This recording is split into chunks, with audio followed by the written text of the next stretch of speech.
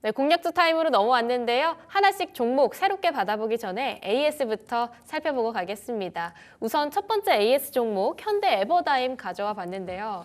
현대 에버다임 목표가 달성을 했습니다. 다만 요즘 이런 게 참 문제인 것 같아요. 쭉 강하게 올라가다가 또 싹 빠지는 안타까운 수급. 그럼에도 불구하고 여전히 목표가 위에 있습니다. 새로운 2차 목표가를 세워보는 게 좋을까요? 네, 뭐 세워봐야겠죠. 그래서 제가 이제 현대 에버다임도 말씀드릴 때 제가 이제 우크라이나 재건과 관련돼서는 앞으로 재료 계속 나올 것이다. 네. 그래서 이거는 지금 끝이 아니라 끌고 가봐야 된다라고 말씀을 드렸고, 또 제가 우크라이나 재건주 중에서도 이 현대 에버다임이 이전에는 좀 대장주 역할을 했었는데 오히려 많이 오르지 못했다, 상대적으로. 그래서 우리는 현대 에버다임을 오히려 공략을 해줘서 다른 종목군들 대비해서 더 큰 수익을 좀 거둬야 된다라고 말씀을 드렸거든요. 그래서 현대 에버다임 같은 경우에는 지금 12,000원 구간까지 올라오게 되면서 지금 수십 %의 수익이 또 나오게 됐습니다. 그리고 테마주기 때문에 제가 두 자릿대의 상승이 좀 나오게 되면은 좀 확정 수익을 좀 챙겨두라고 좀 말씀드리고 있죠. 그래서 일정 구간 챙겨두셨을 거라고 생각이 들고, 지금 사실 1,500원 구간만 벗어나지 않는다라고 한다면은 나머지 물량들은 계속적으로 가져가 봐도 된다라고 생각을 하거든요. 그리고 또 이제 신고가까지도 한번 열어뒀기 때문에 목표가를 추가적으로 잡기보다는 그냥 계속 끌고 가져간다. 그러니까 이 우크라이나 재건에 대한 재료가 좀 소멸되기 전까지는 가져간다라고 좀 보시면 될 것 같고요. 그래서 지금 이전 이제 월봉상으로 봤을 때 거의 최고점 구간이 이제 14,000원 정도가 되거든요. 네. 그러면은 현재가 기준으로 봤을 때도 또 한 25% 정도가 열려 있는 상황이에요. 현재 가격대로 봤을 때도. 그렇기 때문에 지금 14,000원 구간을 일단은 목표가로 굳이 잡자면 한번 잡아보고, 여기서 또다시 좀 돌파를 하게 된다라고 한다면은 그때는 이제 정말 신고가 영역이기 때문에 그냥 이 우크라이나 재건에 대한 이슈가 완전하게 좀 소멸이 되거나 테마가 확 꺾이거나 이 차익이 막 쏟아지는 날이 있을 거예요. 그래서 그런 날이 확인되기 전까지는 계속적으로 좀 가져간다라고 좀 보시면 될 것 같습니다. 그다음에 또 추가적으로 지금 푸틴 대통령과의 추가적인 통화, 네. 그리고 사우디에서의 만남, 이런 것들이 또 언급이 되기도 했죠. 근데 이제 그날 또 젤렌스키 대통령은 참석을 하지 않을 걸로 좀 알려져 있습니다. 그렇다라는 얘기는 또 어때요? 푸틴 대통령 만났으면 네. 또 젤렌스키 대통령 만나야겠죠. 그쵸. 그러면 또 젤렌스키 대통령 만난다, 본격적으로 이런 재건과 관련돼서 구상을 한다 얘기가 나오면은 언제든지 이 재료로 좀 작용을 할 수 있다라고 좀 보시면 될 것 같고, 만약에 거기에 더해서 정말 3자 대면까지도 좀 이어진다라고 한다면은 충분히 또 추가적인 상승이 나올 수 있다라고 생각을 하거든요. 그래서 제가 이전에도 말씀드린 게 지금 SG나 SY 스틸텍이라든지 네. 전진건설 로봇, 이런 우크라이나 재건주들 흐름을 봤을 때 많이 올랐음에도 불구하고 아직도 고가권에서 유지하고 있다, 이렇게 말씀을 드렸어요. 그 얘기는 아무도 팔고 있지 않다, 추가적인 상승을 기다리고 있다라고 말씀을 드렸죠. 그래서 이런 것들이 우리가 정말 단순한 거예요. 사면 올라가고 팔면 떨어지는 거죠. 네. 근데 떨어지지 않으면은 팔지 않는다. 그러니까 이렇게 단순한 관점으로 접근을 해도 충분히 우리가 이 재건주들은 좀 대응을 할 수 있다라고 생각을 해주시면 될 것 같습니다. 그래서 현대 에버다임 따라오신 분들은 수익 축하드리도록 하겠고, 나머지 물량 조금 더 가져가 보시면 되겠습니다. 그러면 기존의 목표가였던 10,000원만 손절가, 그러니까 익절가로 끌고 가고 목표가는 열어두는 방식으로 가져갈까요? 네, 굳이 잡자면은 14,000원으로 잡아두시면 될 것 같아요. 네, 알겠습니다. 2차 목표가 14,000원으로 받아봤습니다. 손절가는 2차적이니까 익절가로 10,000원까지 끌어올려 볼게요. 사실 비슷하게 이야기가 나올 것 같습니다. TYM도 오늘 목표가를 달성했거든요. 마찬가지로 윗꼬리를 달고 있긴 하지만 오늘 당일 고가가 6,530원, 이전에 말씀 주셨던 목표가 6,300원 위로 올라탔습니다. TYM도 2차 목표가 한번 잡아볼 수 있을까요? 네, 그래도 TIM 제가 어제 또 추천을 드렸는데 하루 만에 그러니까요. 네, 급등이 나왔죠. 그래서 제가 이전에 대동이라는 종목을 추천을 해드렸다. 그래서 대동그룹 당연히 한번 보시고, 그 다음에 같이 양대 산맥으로서 농슬라라는 별명을 가지고 있는 TIM 보셔라, 이렇게 말씀을 드렸는데 오늘 딱 적중을 좀 해줬습니다. 근데 일단 목표가를 6,500원 구간을 좀 돌파를 해줬기 때문에 또 다음 레벨로 7,500원 구간까지 열어두고 좀 보시면 될 것 같거든요. 네. 그래서 지금 시장 자체가 또 완전하게 지금 수급적으로 봤을 때 완전하게 밀어주는 시장은 아니었죠. 오늘 자체 뭐 외국인이 또 거래소에서 2천억대 또 코스닥에서 300억대를 매도하고 있으면서 차익이 조금 나오는 모습들이 확인이 됐는데 제가 봤을 때는 여전히 재료가 남아있고 그 안에서 순환매는 계속적으로 나올 거라고 좀 보고 있습니다. 그래서 뭐 앞서 동일한 내용이기 때문에 그 부분 좀 참고하시고 좀 끌고 간다라는 생각으로 보시면 될 것 같고 만약에 추가적인 조정이 나온다 뭐 음봉으로 좀 밀린다라고 한다면은 차라리 한 21선 구간까지 확 열어두고 보시면 될 것 같거든요. 그래서 뭐 5,200원 구간 뭐 크게 이탈하지 않는다라면은 재진입 혹은 비중 확대 관점으로 보셔도 될 것 같습니다. 네, 5,200원 구간을 이탈하지 않는다라고 한다면 그대로 끌고 가신다거나 아니면 조금 더 비중을 늘려가는 방식도 괜찮을 것 같고요. 2차 목표가 7,500원으로 받아봤습니다. 오늘 아무래도 재건 그리고 건설 쪽의 섹터들이 강한 움직임을 보여주고 있기 때문에 AS 받아봐야 하는 종목들이 그쪽으로 또 많이 치우쳐져 있는 것 같습니다. 네. HD 현대인프라코어도 사실 오늘 목표가를 달성해서요. 이 종목도 2차 목표가 받아볼게요. 네. 지금 뭐 현대인프라코어 같은 경우에는 한 11,000원 구간까지 그냥 확 열어두고 좀 보는 게 맞을 것 같아요. 10,000원이 물론 라운드 가격대긴 하지만 지금 이미 뭐 9,000원대까지 올라와서 10,000원까지 잡기에는 조금 타이트하다라고 생각을 하거든요. 네, 그렇게 보시고 그다음에 이제 현대인프라코어 같은 경우에는 오늘 거의 뭐 2천만 주 정도의 거래가 실리게 되면서 오늘 이전 고점까지도 화끈하게 좀 돌파해주는 모습이 확인이 됐기 때문에 이 상승 랠리가 이어질 것이다라고 좀 보고 있습니다. 그리고 제가 또 현대인프라코어도 추천드리면서 말씀드렸었던 게 사실 시총이 그 당시에 이제 1.5조 정도가 됐거든요. 네. 그런데 최근 분위기로 봤을 때 1조 때는 사실 무거운 종목도 아니다. 두 자릿대 상승 충분히 나올 수가 있다라고 말씀을 드렸죠. 근데 딱 거기에 맞게 오늘 바로 장중에 대략적으로 한 15% 정도의 상승을 보여줬죠. 근데 거기에 더해서 지금 HD 현대건설기계도 마찬가지로 굉장히 큰 상승이 좀 나와줬습니다. 이런 것처럼 지금 단순히 소형주에서 머물렀었던 이 우크라이나 재건주들이 지금 이렇게 대형주들까지 올라오고 있다라고 한다면은 제가 봤을 때는 오히려 관심이 더 커졌다라고 좀 보여지거든요. 왜냐면은 작은 종목들에만 이 개인적인 수급이 좀 들어갔는데 특히나 이 현대인프라코어나 현대건설기계 같은 경우에는 메이저들도 좀 같이 건드려주고 있는 상황이기 때문에 그리고 이런 상승을 지금 개인들만으로 만들기는 사실 어렵거든요. 그래서 이런 메이저 수급까지도 좀 더해지게 되면서 이 상승 추세를 좀 잡아갈 가능성이 좀 높다. 이렇게 좀 보고 있고 또 동일합니다. 지금 여전히 우크라이나 재건에 대한 이슈가 앞으로도 계속 나올 거기 때문에 추가적인 상승 한번 기다려 보시고 11,000원까지 한번 가져가 보자. 이렇게 말씀드리도록 하겠습니다. 네, 목표가는 11,000원 받아봤는데요. 그러면 익절가는 어떻게 가져갈까요? 익절가 같은 경우에는 이전 고점 구간 8,750원으로 잡아두시면 될 것 같아요. 그래서 만약에 이 구간을 좀 벗어난다. 왜냐하면 딱 보시더라도 8,750원에서 계속 고점을 형성을 했었죠.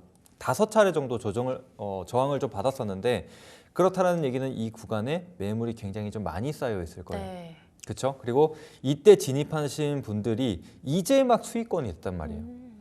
그렇다는 얘기는 일단은 좀 가져가 보되 근데 이 가격을 이탈하게 되면은 다시금 이때 쌓여있던 매수자들이 반납을 할 수 있겠죠. 네. 그러면은 또다시 이제 이격을 좀 줄이기 위해서 추가적인 하락이 나타날 수가 있으니까 익절가로는 8,750원으로 잡아두시고 보시면 되겠습니다.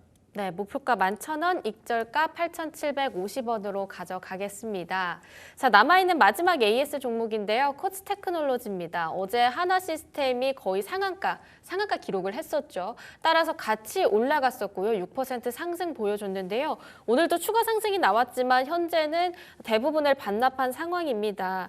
하지만 목표가까지 정말 머지 않았다라는 생각이 들고요. 오늘 당일 고가가 23,350원, 목표가 21,500원 까지 정말 머지 않았습니다. 조금 더 높여 잡아볼까요? 네, 제가 봤을 때는 한 22,500원까지는 열어두고 좀 보셔도 되지 않을까라는 생각을 하거든요. 근데 사실 조금 아쉽기는 합니다. 일단 장 마감 이후에 이 하나시스템과 또 150억대 공급 계약을 또 체결하게 되면서 시간의 상한가로 마감을 했거든요. 네. 그래서 오늘 10% 가까운 상승을 좀 보여줬는데 아쉽게도 오늘 방산주들이 살짝 좀 밀리게 되면서 차익이 같이 좀 나왔던 게 확인이 되거든요. 그런데 지금 말씀드린 대로 이 조선 방산 전력 가운데에서는 계속적인 순환매가 좀 나오기 때문에 이 방산주들 지금 조정이 좀 나오고 있지만 또다시 반등을 만들어낼 가능성이 좀 높다라고 좀 보고 있고, 또 이렇게 추가적으로 수주를 따내게 됨으로써 이 실적에 대한 부분, 지금 코츠 테크놀로지 같은 경우에는 매년 이 최대 실적을 좀 갱신하고 있다라고 말씀을 드렸죠. 그래서 이런 부분들이 좀 이어질 가능성이 좀 높기 때문에 좀 중장기적으로 좀 보셔도 되지 않을까. 그래서 오늘 당장 물론 뭐 꼭지에서 차익을 하고 다시 진입하는 게 가장 베스트겠지만, 만약에 그러지 못하셨다라고 하더라도 조금 더 기다려 보시고, 혹은 지금 못하신 분들이라면 다시 한번 기회가 왔다라고 생각하시고 진입해 주시면 되겠습니다. 네, 그럼 손절가 15,500원도 여전히 유효할까요? 네, 손절가는 그대로 잡고 봐주시면 될 것 같아요. 네, 알겠습니다. 기존에 말씀 주셨던 15,500원 손절가 끌고 가면서 목표가만 살짝 더 올려보겠습니다. 22,500원으로 2차 목표가 받아봤습니다. 잠깐! 구독, 좋아요 눌러주셨나요? 만약 아직까지 누르시지 않았다면 지금 당장 눌러주세요.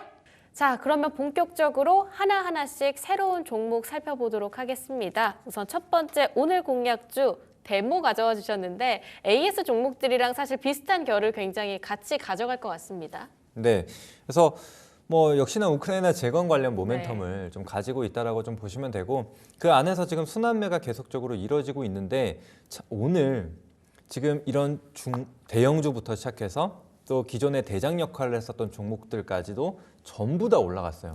네. 근데 이제 거기서 그친 게 아니라 다른 뭐 다산 네트워크스라든지 뭐 데모라든지 아니면 이제 기타 이전부터 이제 우크라이나 재건주라고 좀 불렸었던 대부분의 종목들이 다 같이 올랐어요. 그렇다는 얘기는 한번 이제 수급이 좀 들어오고 있다, 혹은 다시 한번 재매집이 좀 될 수 있다, 이렇게도 좀 볼 수 있을 것 같거든요.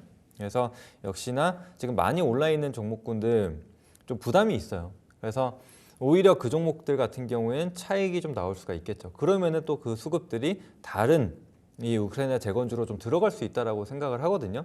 그래서 그런 점들까지도 같이 한번 생각을 해주시면 될 것 같고, 그리고 앞서 말씀드렸지만 이제 트럼프 대통령과 푸틴 대통령이 또 어제 10일 기준으로 통화를 한번 했습니다. 그렇게 되면서 또 사우디아라비아에서 직접적으로 좀 대면을 할 수 있는 좀 가능성이 좀 언급이 되고 있습니다. 이제 그러면서 또 기대감이 계속적으로 실리고 있고, 또 뭐 젤런스키 대통령과의 지금 만남, 원래 이전부터 얘기가 나왔던 게 이제 이 미넨 보안 회의가 끝나고 나서 정상회담 끝나고 나서 또 이제 25일 정도에 만났으면 좋겠다는 얘기를 이미 이전에 했었거든요.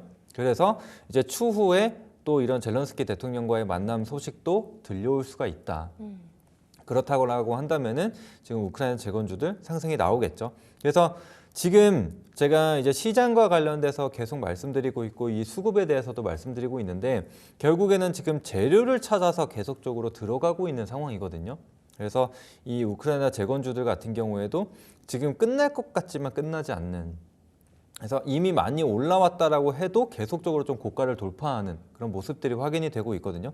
그래서 현대 에버다임 같은 경우에도 많이 올랐고 다른 종목군들 대비해서 못 올랐다라고 생각했지만 오히려 오늘 같은 날 더 강하게 오르면서 신고가를 만들어냈죠. 그런 것처럼 지금 다른 이런 데모나 그 외의 종목군들 같은 경우에도 충분히 상승을 좀 보여줄 수 있다라고 생각이 들고, 또 특히나 이전에 이 정부 차원에서 이제 우크라이나와 이 MOU 체결을 한 적이 있거든요. 재건과 관련돼서.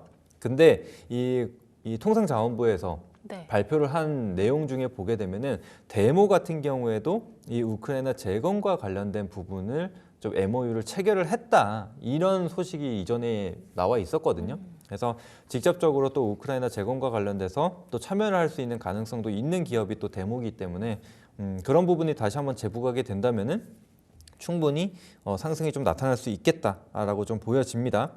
그래서 그 점 참고하시면 되겠고, 지금 매수가는 현재가 부근으로 잡아주시면 됩니다. 그래서 10,000원에서 1,500원 사이로 진입이 가능하시고, 사실 지금 이전 고점을 보게 되면 13,000원대까지도 열려 있는 상황이기는 한데, 이것을 좀 장기 이평선으로 그러니까 장기 차트로 좀 봤을 때 13,000원보다는 살짝 아래에 지금 윗꼬리를 좀 달고 있는 모습들이 좀 확인이 되죠. 네. 그래서 아무래도 이 윗구간에는 매물이 좀 있다라고 좀 판단이 되기 때문에 살짝 아래인 12,300원으로 1차 목표가 한번 잡아보도록 하겠고요.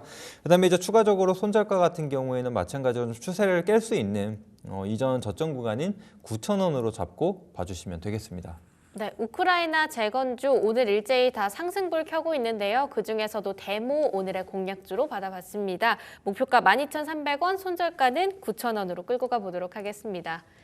두 번째 공략주 살펴볼 텐데요. 아까 앞서서 저희가 특징주 얘기할 때 현대차 말씀 주시면서 완성차 쪽으로 봐도 괜찮지만 부품 쪽으로 움직임을 보는 것도 꽤 괜찮을 것 같다. 이런 이야기를 들어봤습니다. 서연 한번 살펴보도록 할 텐데요. 서연의 포인트는 어떨지 하나씩 짚어주실까요? 네, 뭐 지금 다 설명을 해주셨는데 이제 그런 관점에서 낙수 효과를 좀 볼 수 있는 그런 위치에 있다라고 생각이 들고 또 자동차 부품주들 같은 경우에는 잠깐 올라왔다가 그 부분을 전부 다 반납을 했어요. 그래서 현대 기아차가 오르더라도 자동차 부품주들은 따라가지 못했었던 그런 모습이 확인이 됐거든요. 그래서 아무래도 실적에 대한 부분은 물론 있습니다. 그래서 최고치 대비해서는 이 자동차 부품주들이 살짝 밀렸기 때문에 주가가 빠진 건데, 근데 그 부분을 감안을 하더라도 주가 낙폭이 훨씬 더 크지 않았나라는 생각을 합니다. 게다가 이제 가장 중요한 포인트, 제가 항상 지금 주가가 오르기 위해서는 결국에 어떤 것이 됐든 재료가 필요하다라고 말씀을 드렸는데 이번에 이 자동차 관세 면제와 관련돼서 또 재료가 발생을 했기 때문에 다시 한번 이 부품주들을 좀 볼 필요가 있다, 이렇게 생각이 됩니다. 그래서 가장 큰 악재를 지금 제거를 하는 상황이기 때문에 제가 봤을 때는 이 순환매가 유효하다라고 생각이 들고 지금 오늘 같은 경우에는 대형주들이 조금 올라오는 게 확인이 됐죠. 근데 이제 그렇게 되면은 대형주들이 차근차근 좀 움직여주게 된다라면은 지금 이 시장의 흐름으로 봤을 때는 한 섹터가 좀 오르게 된다. 이런 대형주들이나 뭐 대표 종목들이 좀 올라가게 되면은 그런 것들이 빠르게 좀 확산되는 모습들이 네. 확인이 되고 있거든요. 그래서 그런 측면으로 참고를 해주시면 될 것 같고요. 그다음에 지금 사실 서연이라는 기업은 지주회사거든요. 그래서 보통은 이 자회사, 종속회사들이 조금 더 활발한 움직임을 보여주고 지주회사는 비교적 좀 덜 움직이는 모습이 나타났는데 사실 서연 같은 경우에는 오히려 이 자회사보다 더 큰 움직임을 보여주는 경우들이 많았거든요. 그 이유는 뭐냐면은 서연 이화가 이제 상장되어 있는 자회사거든요. 그런데 이 기업의 시가총액을 보시면은 3,300억대예요. 네. 근데 서연의 시가총액을 보게 되면은 현재 기준으로 1,600억대입니다. 오. 그래서 아무래도 이제 시총이 좀 가볍다 보니까 이 돈을 벌어오는 것들은 이제 종속 회사지만 변동성으로 봤을 때 조금 더 가벼운 서연이 튀어오르는 그런 모습들이 이전부터 좀 많이 확인이 됐다, 이렇게 생각을 해주시면 됩니다. 그렇기 때문에 굳이 서연 2화보다는 서연을 가져온 이유가 거기에 있다라고 생각을 해주시면 되겠고요. 그다음에 추가적으로 이 실적에 대해서 좀 보도록 하겠습니다. 지금 실적을 보시더라도 2023년도까지 굉장히 좀 좋은 흐름을 좀 보여줬어요. 근데 이제 분기로 좀 나눠서 아직 4분기에 대한 실적이 좀 확정 실적이 좀 나오지는 않았지만 그래도 나쁘진 않았습니다. 1분기 600억대, 그다음에 2분기 700억, 그다음 3분기 800억대 나왔거든요. 그럼 이제 3개 분기의 실적을 합쳐보게 되면은 영업이익이 2,100억이 나왔습니다. 그래서 만약에 4분기에 조금 밀렸다라고 할지라도 2,100억이면 400억 정도만 찍힌다라고 해도 2023년도의 실적과 그래도 동일한 수준이라고 볼 수가 있거든요. 그렇다라고 한다면 지금 실적이 박살난 게 아니죠. 그렇다고 꺾인 게 아닙니다. 그래도 유지를 해준 수준이라고 좀 볼 수가 있는데 주가로 돌아오게 되면은 자, 이전 고점이 13,870원까지 올랐어요. 실적이 최고 실적을 찍었기 때문에 네. 2023년도에. 근데 지금 2024년도에 실적을 유지를 했다. 근데 어때요? 주가는 계속 밀려요. 계속 밀려서 심지어 2023년도의 저점을 깨고 내려갔었던 것을 볼 수 있죠. 그리고 지금 같은 경우에도 살짝 반등이 나오기는 했지만 여전히 이 2023년도에 거의 최저점 수준에 머무르고 있는 것을 볼 수가 있습니다. 그래서 주가는 다 반납했다. 근데 실적은 그래도 유지를 해준다라고 한다면은 반등할 수 있는 기회가 충분히 있지 않을까라고 생각을 합니다. 게다가 다시 이 주가를 좀 돌아오게 돼서 우리가 PBR을 체크를 해보면은 0.25배예요. 그래서 상당히 좀 저평가 구간에 위치를 하고 있다라고 우리가 생각을 해볼 수가 있기 때문에 이런 모멘텀을 좀 가지고 좀 반등을 만들어낼 좀 시기가 되지 않았나라는 생각을 합니다. 게다가 이제 바닥주 관점에서도 접근을 할 수 있는데 지금 살짝 이탈을 하긴 했지만 이때는 뭐 시장 영향이 있었다라고 좀 보여지고 또 관세에 대한 부분까지도 포함을 한다라고 한다면은 배제하고 볼 수가 있거든요. 그러면 하방 경직을 좀 보였었던 가격대가 한 뭐 6,600원 정도가 됩니다. 그래서 최근에도 이 6,600원 구간을 이탈하지 않고 좀 반등을 만들어주고 있다. 게다가 이평선들이 이제 수렴하고 있죠. 240선을 제외하고 보면은 거의 이 7,000원이라는 가격대 부근에 쏠려 있어요. 네. 그렇죠?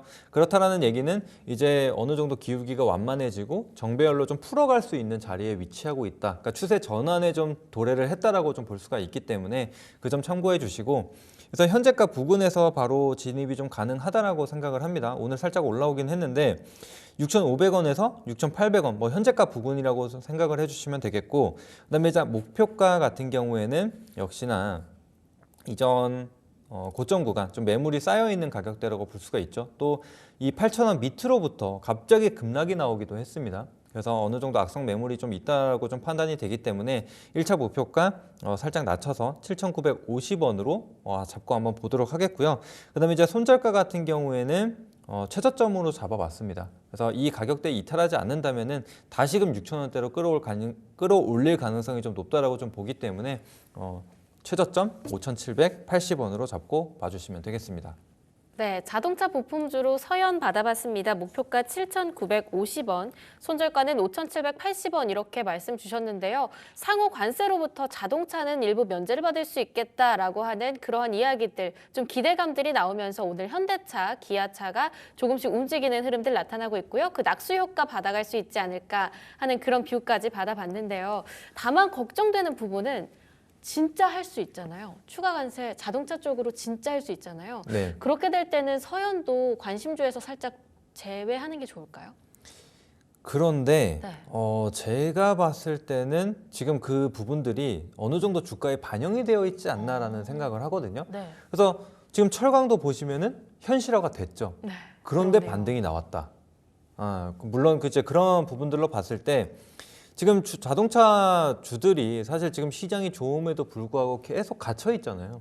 그런 것들로 봤을 때 나오더라도 단기적인 흐름에 그치지 않을까라는 게 제 생각입니다. 그래서 일단 손절가를 잡아놨기 때문에 만약에 그런 악재가 발생을 하게 되면서 주가가 하락을 한다. 그럴 때는 우리가 확실하게 대응할 필요는 있다. 네. 네, 이 부분 좀 기억을 하셔야 될 것 같아요. 그래서 뭐 손절을 안 할 거면 손절가 의미가 없죠. 그렇죠. 네, 그래서 그런 부분들까지 감안해서 잡아두는 거기 때문에 그래서 앞서 말씀드린 대로 이 최저점으로 잡은 이유가 거기에 있는 거거든요. 그래서 이런 악재가 나올 경우에 이렇게 갑자기 급락이 나올 수는 있지만 이때 보시면은 7% 급락이 나왔다가 그 다음날 바로 6% 빠르게 반등이 네. 나왔네요. 그렇죠? 그러면 이 전날 만약에 손절을 했다라고 한다면은 굉장히 뼈아픈 손절이겠죠. 그래서 이런 것처럼 그 당일에는 조금 변동성이 발생할 수 있어도 회복이 나타날 수 있다. 왜냐? 선반영 가능성이 있기 때문에. 왜냐면 몰랐던 이슈가 아니기 때문에 이제 그런 점들을 참고하고 가져가시면 될 것 같습니다. 네, 악재에 대한 기적의 선반영, 이제 실적은 계속 지켜주고 있다고 하니까요. 서현 관심주로 받아봤고요. 마지막 공략주입니다. 램 테크놀로지 한번 살펴보겠습니다. 오늘도 빨간불 켜고 있는 종목이기도 한데요. 유리기판 쪽으로는 오늘은 약간은 눌림이 있는 것 같지만 최근 시세가 남달랐었습니다. 램 테크놀로지의 포인트 열어보겠습니다. 네, 램 테크놀로지에 대해서 좀 말씀을 드리자면 일단은 유리기판과 관련돼서 이제 뭐 특허를 출원을 했다라는 소식과 함께 네. 굉장히 크게 좀 올랐어요. 근데 사실 뭐 유리기판 관련돼서 이전부터 흐름이 좀 좋았지만 또 삼성전자가 진출한다라고 하면서 더 큰 상승이 좀 나왔거든요. 그러면서 사실 이전에 부각을 받지 못했었던 다른 이 유리기판 주들도 올라오기 시작했어요. 시장에서 즉 유리기판 관련주 찾기에 나선 거죠. 네. 그러면서 이전에 뭐 SKC, 필옵틱스 뭐 이런 몇몇 종목들이 딱 있잖아요. YC캠 이런 것들이 있었는데 그런 것들도 당연히 올랐지만 다른 것들까지도 좀 분산이 되는 모습들이 확인이 됐다. 그래서 새로운 시세가 나오기 시작했으니까 이제는 이런 기타 다른 유리기판 종목들도 좀 볼 필요가 있다라고 좀 생각을 하거든요. 근데 이제 거기에 더해서 제가 앞서 이제 섹터별, 테마별 순환매가 나타난다라고 말씀을 드렸죠. 그러면 지금 유리기판주들 같은 경우에도 지금 상승이 크게 나왔다가 전반적으로 좀 눌려주고 있는 자리거든요. 거기서 이제 어느 정도 저점을 잡아가고 있는 자리가 확인이 되고 있기 때문에 우리가 다시 한번 볼 필요가 있다 이렇게 생각을 합니다. 그래서 순환매 관점으로 접근을 한다라고 보시면 되겠고, 자, 그래서 오늘 좀 상승이 나왔었던 그런 테마주들의 흐름을 보게 되면은 우크라이나 재건주들도 마찬가지로 장 초반은 좀 강했지만 오히려 차익이 나오게 되면서 지금 뭐 음봉으로 떨어지거나 윗꼬리를 다는 그런 모습들이 나타나고 있죠. 그래서 그런 흐름들이 보이고 있는 와중에도 불구하고 지금 다른 테마주, 유리기판 테마주를 한번 보시게 되면 이 램테크놀로지 같은 경우에도 지금 이 5,000원 구간에서 네. 어제 오늘 자리를 지켜주고 있는 게 확인이 되죠. 그렇다는 얘기는 지금 거래량도 굉장히 말라 있어요. 그죠? 상승이 나왔었던 그리고 이 최고점을 찍었었던 거래량 대비해서는 상당히 좀 적어졌죠. 그렇다는 얘기는 일정 구간 지금 조정이 나왔고 또 팔 사람은 팔았다라고 좀 판단이 돼요. 그래서 지금 매도가 나타나고 있지 않다. 그러면 여기서 다시금 매수세만 좀 붙어준다라고 한다면은 단기 반등은 혹은 기술적 반등은 충분히 나타날 수 있다라고 좀 판단이 되거든요. 게다가 지금 5,000원이라는 가격대, 물론 라운드 가격대이기도 하지만 이전 고점을 형성했었던 가격대예요. 근데 그 가격을 밀고 내려가지 않았다라고 한다면은 이 돌파 구간에서 혹은 이 5,000원이라는 가격대에서 들어왔었던 물량들은 남아 있다라고 좀 판단을 할 수 있습니다. 그래서 손실권으로 가고 싶지 않겠죠. 그러면 매도를 안 하고 기다리겠죠. 그래서 유리기판 관련된 이슈가 또다시 나오거나 혹은 순환매 관점으로 수급이 계속적으로 돌고 돌기 때문에 유리기판주들 건드려 준다라고 한다면은 램테크놀로지도 충분히 상승을 보여줄 수 있다. 이렇게 생각을 해주시면 되겠고, 그다음에 1차 목표가 같은 경우엔 사실 이렇게 눌림목 구간에서 좀 볼린저 밴드 상한선을 좀 건드리는 경우들이 좀 많았거든요.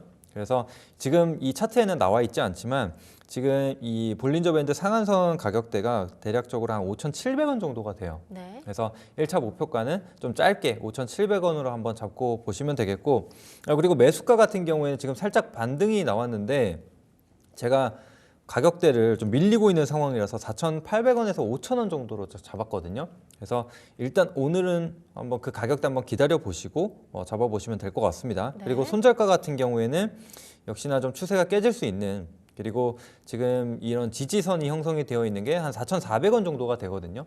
그래서 4,400원 손절가 잡고 봐주시면 되겠습니다. 네, 램테크놀로지 오늘 4,800원에서 5,000원 사이 구간 기다렸다가 천천히 저점 매수해보는 전략으로 끌고 가보도록 하겠습니다. 지금까지 딜사이트S 강호진 마스터와 함께했습니다. 마스터님 좋은 말씀 감사합니다. 네, 감사합니다.